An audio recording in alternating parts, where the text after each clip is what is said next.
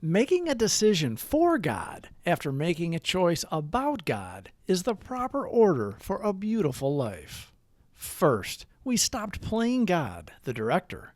Then we develop a deeper faith in a power beyond our understanding by keeping an open mind and an open heart. Being vulnerable, a true leap of faith that we will be protected and provided with more than our wildest dreams. Our wants become what we already have. Prayer and meditation keep us connected to our higher power. We're going to start with the Serenity Prayer, and then we'll go into the daily reflections. If you or someone you know are questioning yourselves about whether or not you're an alcoholic or whether they are an alcoholic or drug addict, reach out. We can help you. You don't have to do it alone. God, grant me the serenity to accept the things I cannot change, courage to change the things I can, and the wisdom to know the difference. Grant me patience with the struggles that take time, and appreciation for all that I have, tolerance of those with different struggles, and the strength to get up and try again, one day at a time. November 22nd. Only 2 sins. There are only 2 sins. The first is to interfere with the growth of another human being, and the second is to interfere with one's own growth. Alcoholics Anonymous, page 542, 3rd edition. Happiness is such an elusive state. How often do my prayers for others involve hidden prayers for my own agenda? How often is my search for happiness a boulder in the path of growth for another, or even myself? Seeking growth through humility and acceptance brings things that appear to be anything but good, wholesome, and vital.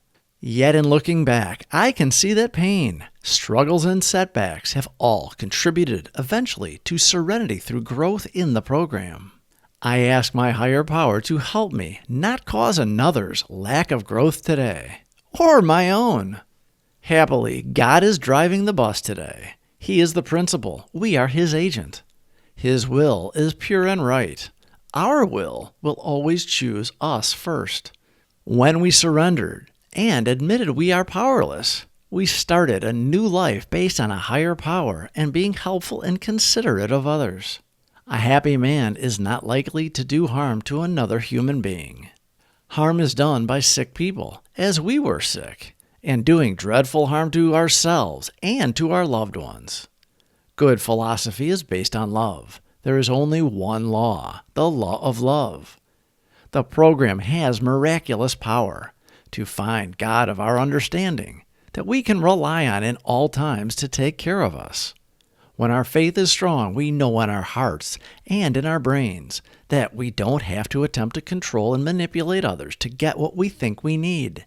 Our new way of life is peaceful and serene. At times, we may slip back into thinking we are in charge, and it is then that we redouble our efforts to stay connected to our higher power.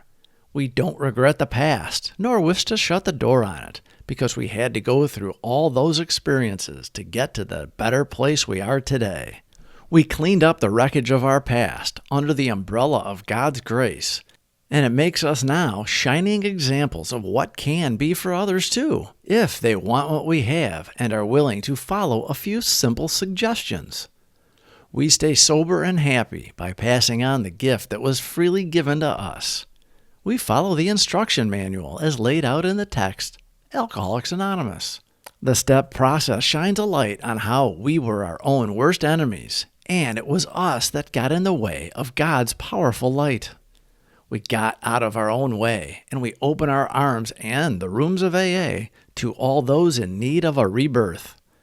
We've learned we can restart our day at any point, an amend, a prayer, a moment of meditation to keep in conscious contact with the spirit of the universe, reinvigorates our desire to be selfless and helpful. I can't, he can, I think I will let him. Our stories are motivating to those in the depths of despair when they hear how we did it and what we are today. Sober, happy members of AA. November 22nd. Only 2 sins. There are only 2 sins.